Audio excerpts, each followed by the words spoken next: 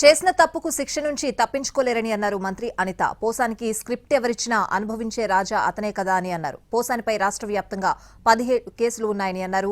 Red book ప్రకారం మేము ముందుకు వెళ్తే వైసీపీ నేతలెవరూ రోడ్డుపై తిరగలేరని అన్నారు.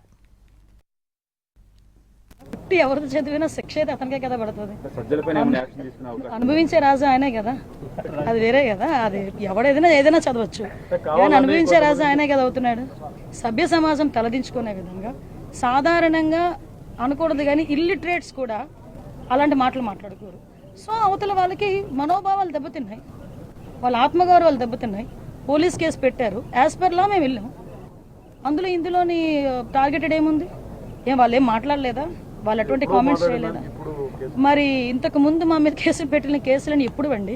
చంద్రబాబు నాయుడు గారికి మీద కేసు పెట్టారు కదా, అది ఎప్పుడు? అది 53 రోజులు తైల్లో పెట్టారు చంద్రబాబు నాయుడు గారిని తీసుకెళ్ళి ఆ రోజు. అంటే ఒకటి ఎప్పుడు కాదు, మాకు కేసుకి కేసు వచ్చింది, మేము యాక్షన్ తీసుకోవాలి, డెఫినెట్గా తీసుకుంటాం.